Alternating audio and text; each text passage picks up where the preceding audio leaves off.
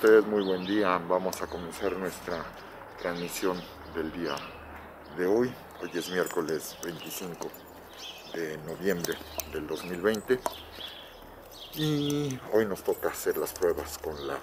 cámara Sony, que tiene un rato que no sacaba. Estoy hablando de la Sony RX0, el primer modelo que es muy compacto y portátil de las Sony, que tiene bastante buena definición,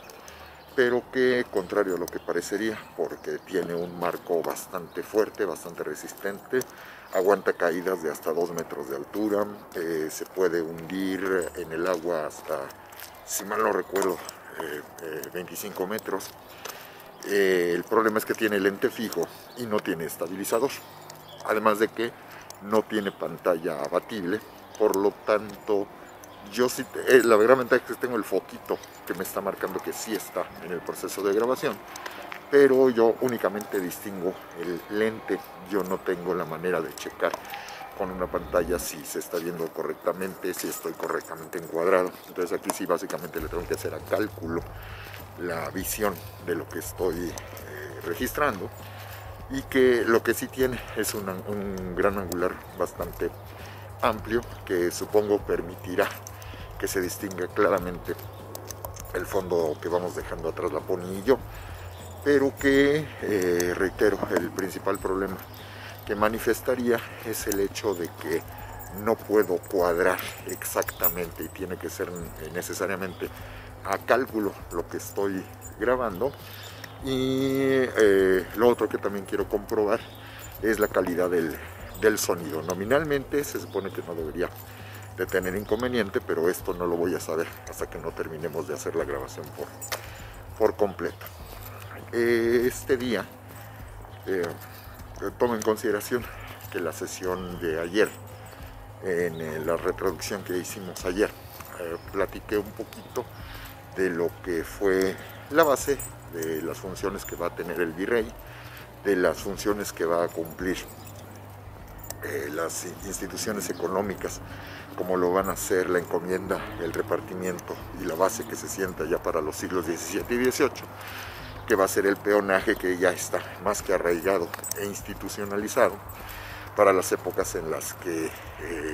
México alcanza ya la independencia plena y para cuando comienza a sentarse en el camino del liberalismo. Y esto pues obviamente nos lleva ya a los tiempos de don Porfirio Díaz, ¿no? Donde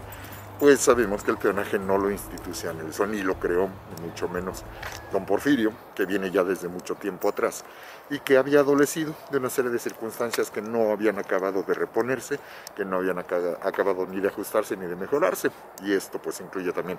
al régimen tanto de Benito Juárez como Sebastián Lerdo de Tejada, ¿no? Entonces, en ese tenor tenemos ya la base del virreinato en lo político, el asentamiento en lo económico, las circunstancias de lo que se va a llegar a presentar también para la preservación de la fe y de la estructura religiosa, en donde tenemos el dominio del obispo de México, comenzando con Fray Juan de Zumárraga, y que ya en adelante se complementará por ahí de la década de los 70 del siglo XVI en adelante, con la llegada y establecimiento formal del Tribunal del Santo Oficio de la Inquisición, que es otro de los temas que suele llamar muchísimo la atención, del que se ha dicho muchas falsedades, del que se han argumentado con base en especulaciones, con poca información, nulas lecturas o pésimas lecturas, dependiendo de las fuentes que nosotros vayamos consultando, ¿no? Porque ya cuando uno se pone a revisar la información sacada directamente de los archivos inquisitoriales, pues uno se encuentra que hay una variante muy grande con respecto a estas ideas que se tienen, de los miles de fieles que se equivocaban en una palabra o que denunciaban a la primera sospecha al vecino. Se les acusaba de brujería y se les quemaba por miles en la Plaza Mayor. Eso nunca pasó, ¿sí? Dependiendo, por supuesto, de las fuentes que hayan revisado distintos especialistas. Yo nunca he encontrado a ninguno serio y formal que haya hecho investigación de campo, que se haya puesto a trabajar directamente con los archivos que te mencione más de, todo el periodo de la década de los 70 del siglo XVI hasta el año de 1820, si mal no recuerdo, que es cuando se abolió de manera definitiva el Tribunal del Santo Oficio aquí de la Ciudad de México. Yo no he encontrado ninguna fuente y pues mis maestros, la doctora María Aspe, el doctor Antonio Rubial, el doctor Manuel Ramos, nunca pasan los números formalmente acreditados de 7 personas quemadas, ¿no? Por cuestiones netamente heréticas. Procesados hay cientos, eso sí, puede llegar incluso hasta miles, ¿no? Pero el procesamiento va a depender también del tipo de delito que se esté persiguiendo. Y en la esencia, para no hacernos muchas bolas, y ya he tocado el tema en alguna sesión de manera muy amplia, nunca vamos a encontrar que a una persona se le va a quemar en la hoguera por brujería. Nunca se va a quemar a nadie por pacto con el demonio ni cosas de esas,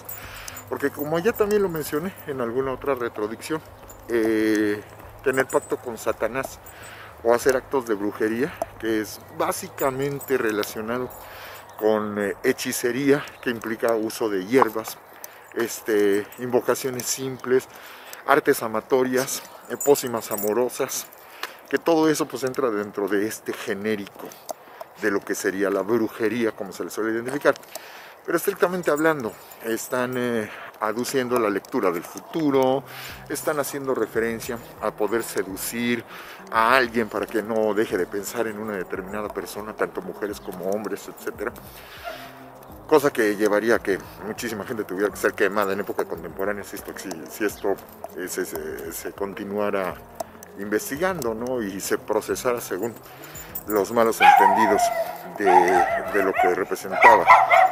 el proceso de la brujería en aquel contexto, ¿no? Estos son delitos menores y por lo tanto, al ser delitos menores, no les va a corresponder, aunque se encuentre y se demuestre la culpabilidad de las personas indiciadas, pues a ellos no les toca que les quemen en la hoguera, ¿no?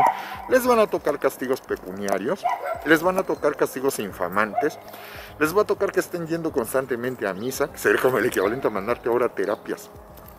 Desde cuando cometiste, por ejemplo, una falta relacionada con violencia familiar o violencia de género, como lo vemos en época contemporánea. Pero de ninguna manera es esto de que tú hiciste una pócima para seducir a alguien, a inducir el amor en una persona, o invocaste y le pediste a Satanás que a cambio de tu alma te diera la inmortalidad. O sea, no, porque a final de cuentas les recuerdo que se están haciendo cosas incorrectas desde la perspectiva ética y desde la perspectiva de la moral de aquel contexto, pero cuando haces pacto con Satanás, pues no estás negando lo que te enseñó la iglesia, estás haciendo mal uso, estás yendo por el camino incorrecto, pero no estás negando lo que la iglesia te enseñó. Por eso recuerden que los delitos mayores son todo lo que tiene que ver con las herejías, y estas herejías, estrictamente hablando, pues son todas aquellas que niegan la jerarquía eclesiástica, que niegan la visión católica cristiana, que van en su contra, que niegan que Cristo sea el Hijo unigénito de Dios, que niegan la virginidad de la Virgen, que van en contra de la institución abiertamente, ¿sí? Y hablando obviamente del aspecto religioso, porque igual tú puedes estar en contra del soberano, pero no necesariamente esto te va a indiciar para que te persiga la Inquisición, porque eso también pueden ser delitos relacionados ya con la cuestión eminentemente judicial, si eso ya es rebelión, esa es sedición, y eso no le toca a la parte inquisitorial. O pueden pasar casos que nos sonarían a nosotros un tanto curiosos, como el hecho de que si pescan a un pirata holandés, o si pescan a un pirata inglés, o algún francés de los de la línea protestante, lo esencial es que sean protestantes, a ellos sí los van a enjuiciar por parte del Tribunal del Santo Oficio, no por el acto de la piratería, que ese sería un agravante relacionado con la cuestión del asalto, de la corrupción, el acto mismo del pirataje, atacar embarcaciones con la bandera real. Eso de por sí va a ser un delito judicial, ¿sí? El no pagar impuestos, el robar, el matar, el asesinar, por cuestiones eminentemente de poder o económicas, eso no lo enjuicia el Tribunal del Santo Oficio de la Inquisición. Pero se puede dar el caso que pesquen por ahí, como decía, algún pirata que viene portando la bandera de la Inglaterra de aquella época, o del Reino de la Gran Bretaña. Todavía no existía el Reino Unido, como nosotros lo conocemos, y esto será motivo de razón suficiente, o una bandera holandesa, cuando ya están claramente definidos dentro del lado protestante. A eso sí los va a enjuiciar el Tribunal del Santo Oficio, además de los actos de pirataje, porque abiertamente, dependiendo en el caso de Holanda del soberano, y en el caso de Inglaterra, pues ahí sí es absolutamente directo, que el rey o reina de Inglaterra respectivos, abiertamente, pues ellos son súbditos del monarca inglés, que la línea protestante, particularmente de Elizabeth II en adelante, toda la segunda mitad del siglo XVI, pues van a ser protestantes, y el rey o reina es ni más ni menos que la cabeza de la iglesia anglicana, en detrimento de la iglesia católica cristiana. Niegan al papa, y el papa ordena que se les persiga, e incluso se va a dar la circunstancia de que va a haber papas que van a ordenar el asesinato del rey o reina de Inglaterra. Es muy notorio el caso de lo que va a ocurrir, sobre todo a los principios de estos problemas con Elizabeth II.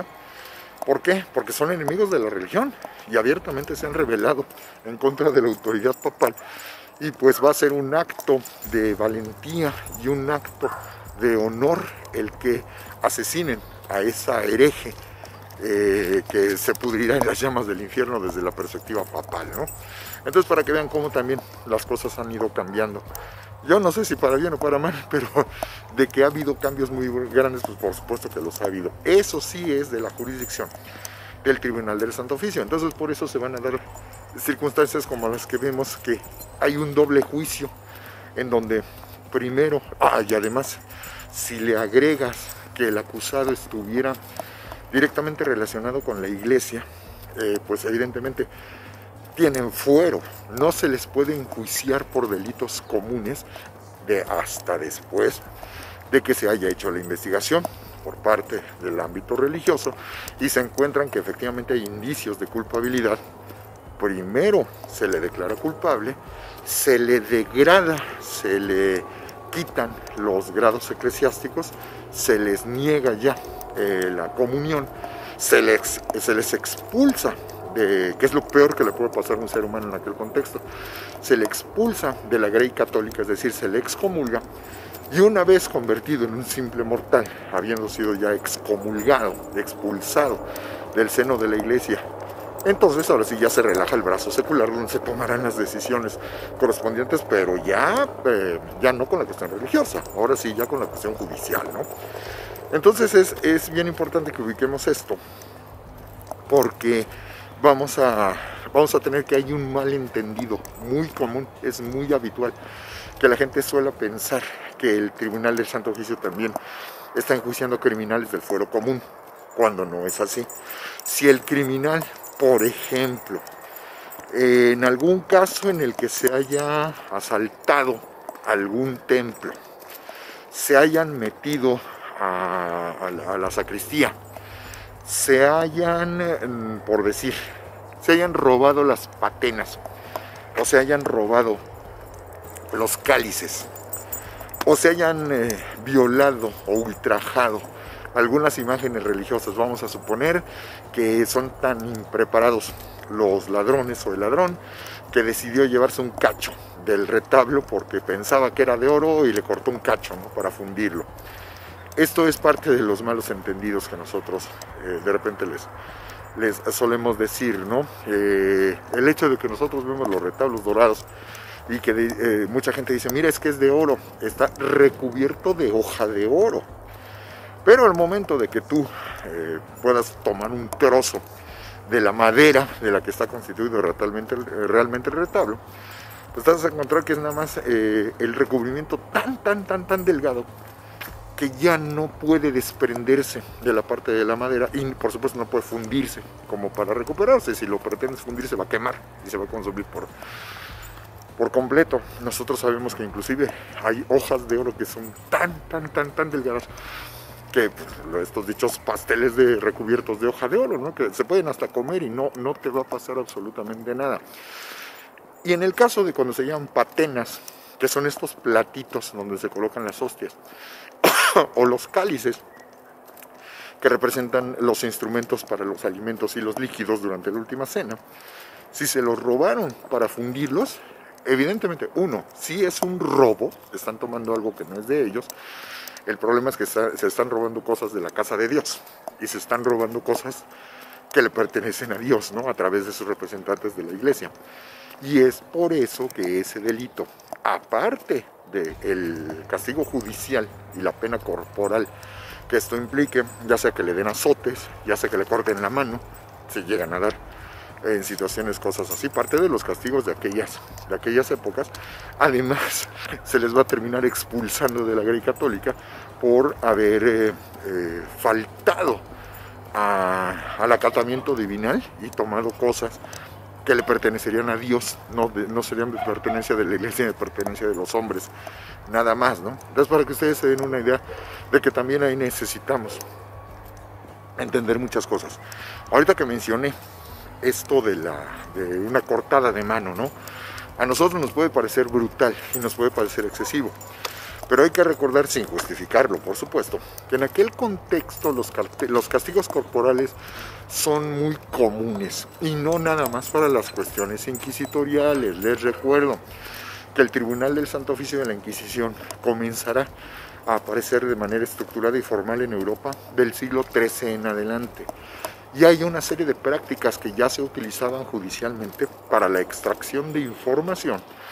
o las penas corporales para para castigar al que robó o al que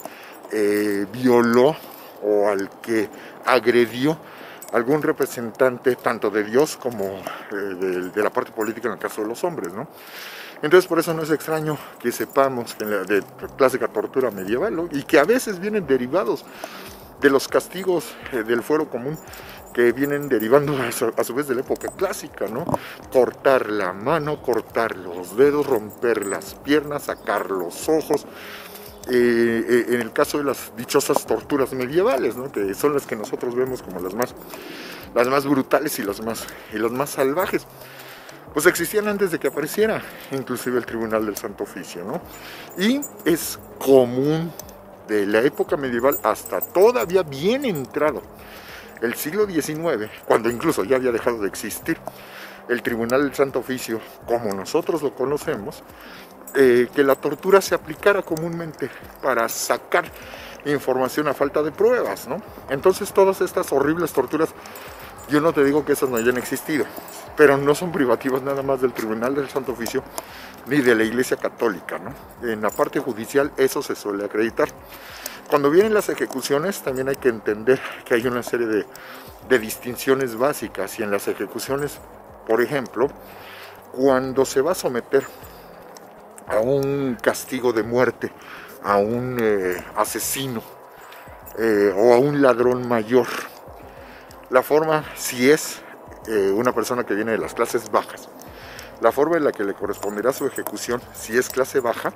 será en público, lo más degradante posible, en ejecuciones que se hacen en las plazas públicas a la vista de todo el mundo,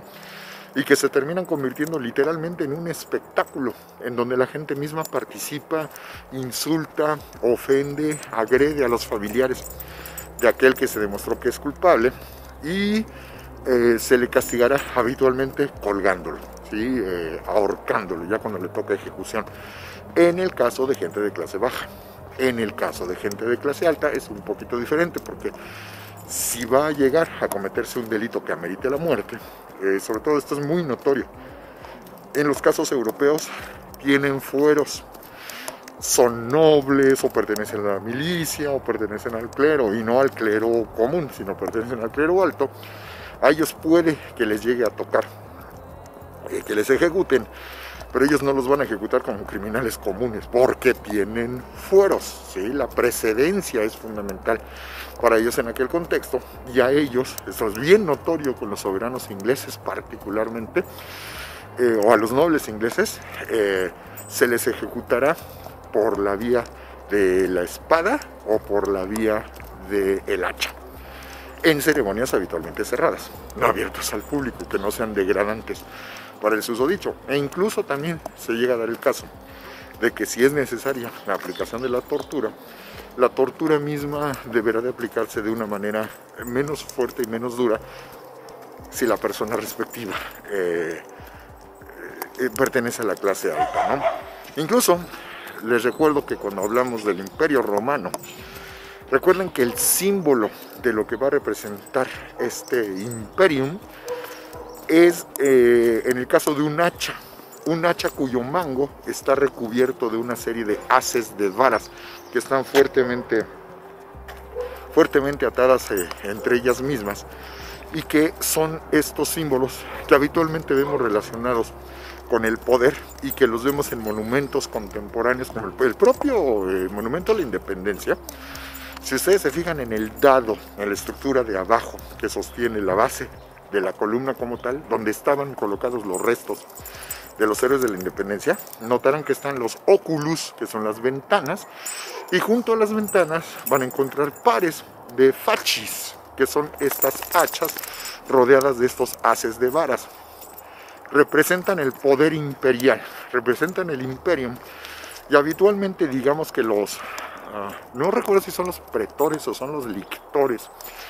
los encargados de la aplicación de la ley en el Imperio de los Romanos, pues, ellos son estos hombres de la Guardia Imperial que vienen cargando estas hachotas,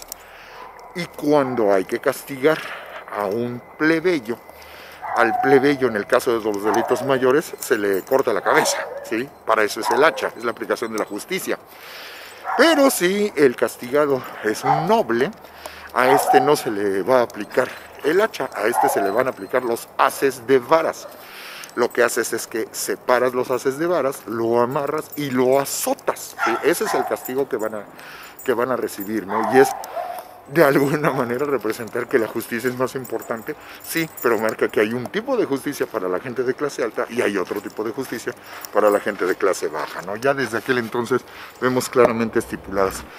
estas diferencias para que ustedes sepan que este no es un problema que vivimos nada más en la época contemporánea, ¿no? Entonces, sobre esos lineamientos nos daremos cuenta que no va a ser extraño en asuntos judiciales graves, reitero, asesinatos, robos mayores, agresión, intentos de levantamientos, etc. No solo va a haber el castigo físico, si está determinado por el grado del mismo, qué castigo se les va a terminar aplicando, sino que tampoco tiene nada de raro que se aplique esta visión casi del el que roba se le corta la mano para que no lo vuelva a hacer, ¿no? Que para nosotros son situaciones de un barbarismo extraordinario, pero que en aquel contexto es parte del uso y la costumbre, y así está legislado. Puede que a nosotros no nos guste, que a nosotros nos parezcan costumbres absolutamente salvajes, sí, porque nosotros lo vemos ya ante los ojos de los derechos humanos, de la Declaración de los Derechos del Hombre y del Ciudadano, pero no tenemos que hacer mucho esfuerzo para recordar que con todos sus derechos del hombre y del ciudadano se ejecutaba a través de la guillotina, ¿no? El gran avance es que ya es un instrumento para castigar tanto a los de clase alta como los de clase baja. Por eso recuerden simbólicamente por qué va a ser tan importante la ejecución pública y degradante del soberano Luis XVI de Francia a través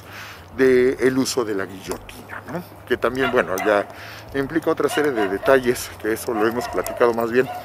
en nuestro curso de origen del mundo contemporáneo, que de repente también por ahí lo llegamos a plantear en otros pequeños ámbitos, ¿no? Entonces, continuando rápido, porque estoy notando que la otra desventaja que sí va a tener esta camarita es que la pila le dura mucho menos, y creo que ahorita ya con el uso continuo que ha tenido a lo largo ya de un par de años o 3 años, creo que ya lleva, me está marcando que está prácticamente muerta ya la pila. Entonces nada más quiero subrayar la importancia que va a tener en este caso la aplicación de estos castigos infamantes, como se le suele decir, o de plano mutilantes, que se le van a aplicar a la población común y corriente, pero en delitos que no necesariamente tienen que ver con los asuntos religiosos. Y en la parte que sí tiene que ver con la religión, es bien importante siempre, siempre, siempre tener muy presente. Ahora un segundito.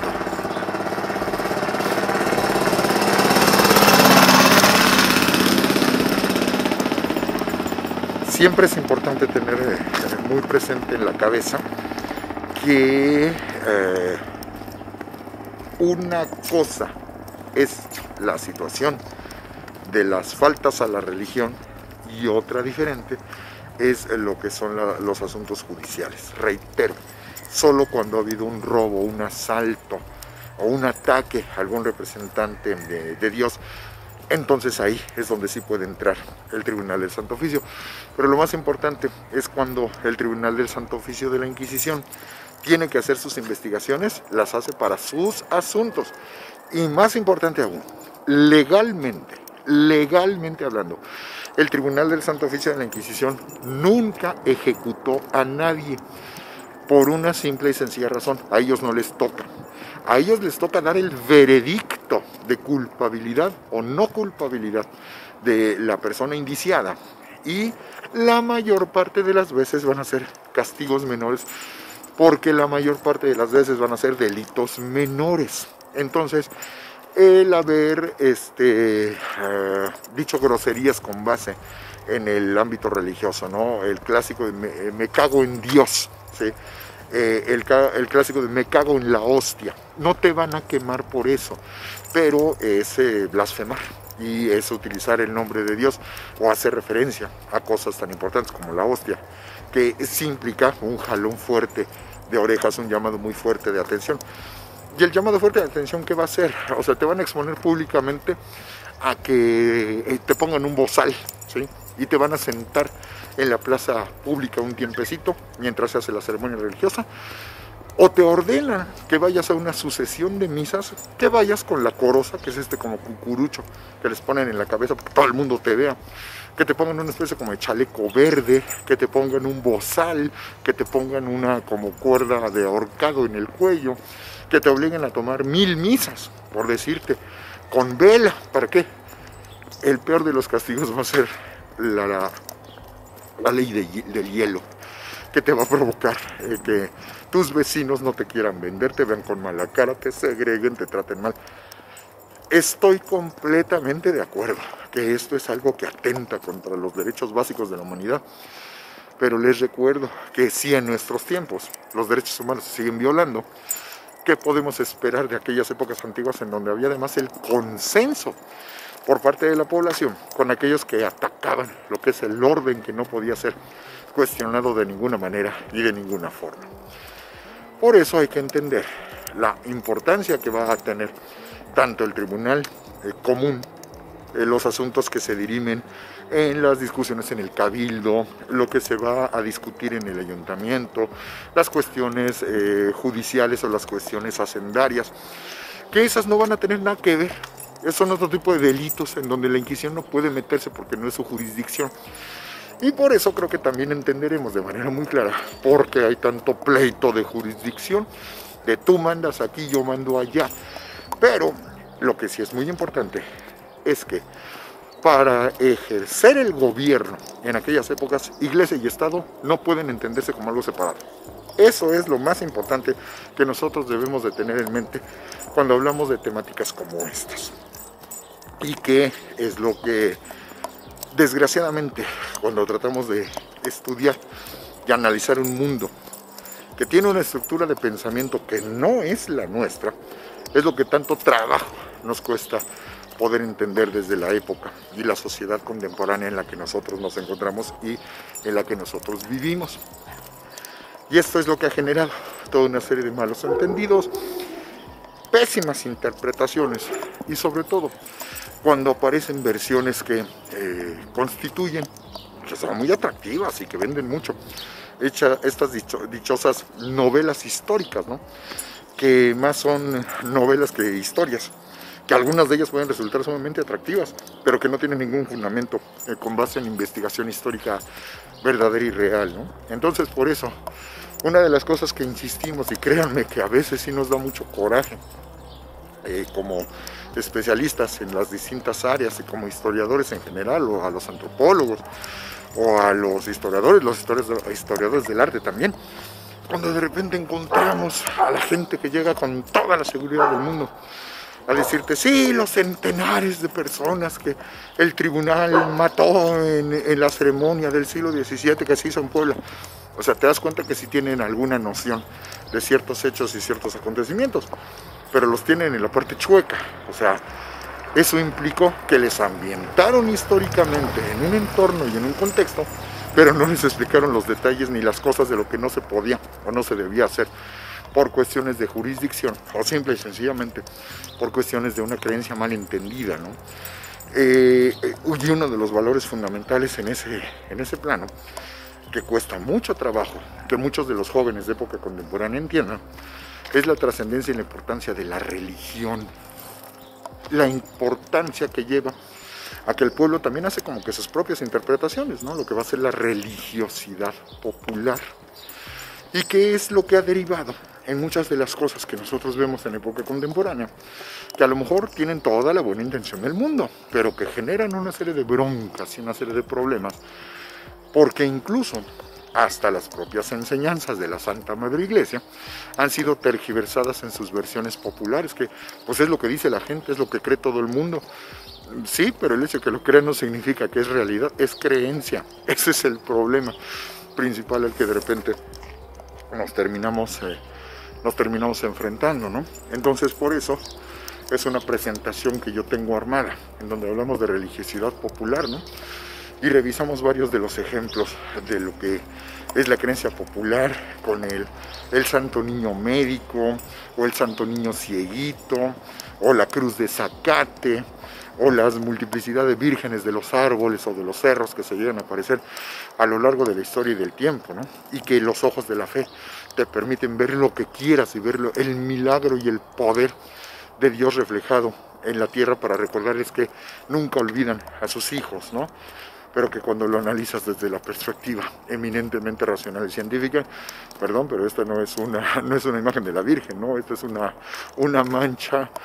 provocada por una filtración de aguas negras, ¿no? Es la clásica de la Virgen del Cerro, o la dichosa Virgen de los Ladrillos, a la que se le atribuyó el milagro de que en tiempos de Vicente Fox no se construyera el proyecto de aeropuerto allá en San Salvador Atenco, ¿no? Recordarán a estos campesinos furiosos que se levantaron en contra de la decisión, que se manifestaron en el Zócalo, que se distinguían porque venían con sus machetotes y los venían arrastrando contra el piso, tallándolos para que fueran sacando chispas. ¿Se acuerdan de eso? Se le atribuyó, un sector de la población atribuyó que la decisión que echó para atrás la construcción del nuevo aeropuerto fue porque en un conjunto de ladrillos, en una casa común y corriente, apareció una mancha de humedad que por pareidolia, es decir, lo que algunas personas creen ver en estas manchas,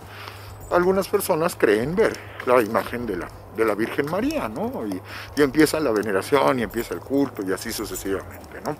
Entonces, este tipo de cosas hablan mucho de la forma en la que la sociedad mexicana se entiende y se interpreta a sí misma, y ya no solo del siglo XVI o del siglo XVII, sino todavía incluso en la época contemporánea.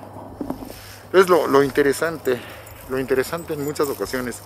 es analizar no nada más lo que ocurrió en las épocas anteriores, sino cómo hemos tratado de hacer o hemos hecho el entendimiento de lo que esos usos y costumbres de épocas anteriores, que decimos, ay, qué gente tan chistosa, ¿no? Qué gente tan curiosa que quería este tipo de situaciones, este tipo de cosas. Y vemos que hay gente que lo sigue creyendo, que no estoy diciendo que sea ni bueno ni malo, es punto. Y que dependiendo del contexto se puede convertir en algo positivo o negativo. Lo refiero porque justamente en estos días, recuerden que ya estamos a finales de noviembre del 2020, Estamos en la situación de la pandemia, por eso me ven todo el tiempo con cubrebocas. Estoy caminando al aire libre en una zona que no es tan transitada. Pero si me pongo el cubrebocas, no es solo uno, porque haga frío, o dos, porque anden caminando el virus por estos lugares, sino porque yo ya entendí que para muchas personas, tanto mi esposa como mis colegas, somos ejemplos a seguir, somos líderes académicos en el caso que a nosotros nos corresponde. Y el hecho de usar el cubrebocas no solo es por la cuestión de la salud y la protección de la misma, evidentemente ese es el punto inicial, sino entender que a pesar de que yo no esté en un espacio de altísimo riesgo, tengo que utilizar el cubrebocas, no porque lo necesite nada más, sino porque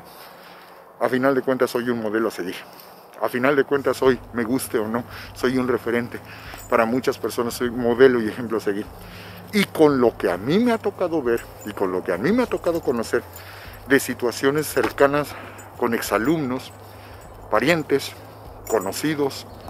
alumnos que sí se han enfermado y algunos de ellos han tenido pérdidas graves, la más cercana que a mí me ha tocado es el papá de uno de mis brothers, de uno de mis mejores amigos, mi queridísimo Pepe Varela, cuyo papá terminó falleciendo a consecuencias del COVID. Una persona mayor, muy mayor, ya tenía más de 90 años el señor, y que había resistido todo, pues en el COVID le termina pegando, y lo más feo del asunto es que él no salió, él se la pasó encerrado, él se la pasó viendo ya las cuatro paredes de su casa desde que empezó lo de la pandemia. ¿Cómo se contagió? Por la vía que él no esperaba, la señora del aseo, a la que por la necesidad económica la señora tenía que transportarse desde muy lejos y termina adquiriendo el bicho en el transporte público. ¿Por qué? Porque la mayor parte de la gente ya no le importa, le vale un cacahuate, o peor, le ha valido un cacahuate desde el principio.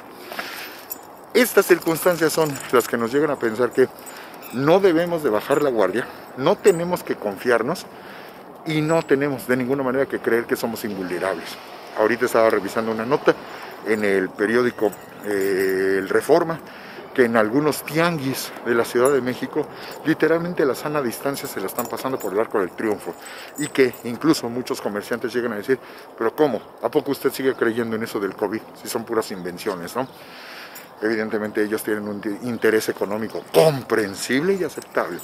pero que les va a terminar llevando no solo a perder a la larga a sus clientes, sino a perder ellos mismos su propia vida. Desgraciadamente hay gente que no lo quiere entender, y desgraciadamente uno de ellos es el presidente de Brasil, otro es el presidente de los Estados Unidos, que además ahorita ya está pagando las consecuencias de sus actos negativos, pero ahora sí que la máxima consecuencia es nada más perder la presidencia, no poderse reelegir. Y el caso del señor presidente de México, que a veces, y solo cuando es absolutamente necesario, usa el cubrebocas, y mucha de la gente de su staff y la gente alrededor que no acaba de entender que no es cuestión de que a mí no me va a dar. Eres líder, eres cabeza, eres guía, y tienes que entender lo que representas como jefe de gobierno, lo que representas para una población que para la buena o para la mala va a seguir tus ejemplos positivos o negativos, y el no usar cubrebocas es una consecuencia nefasta si uno lo quiere ver desde la perspectiva de la salud pública. Políticamente es otra cosa, pero ya sabemos que muchas de las decisiones que se toman aquí y ahora son políticas, no son de salud. Que tengan ustedes muy buen día.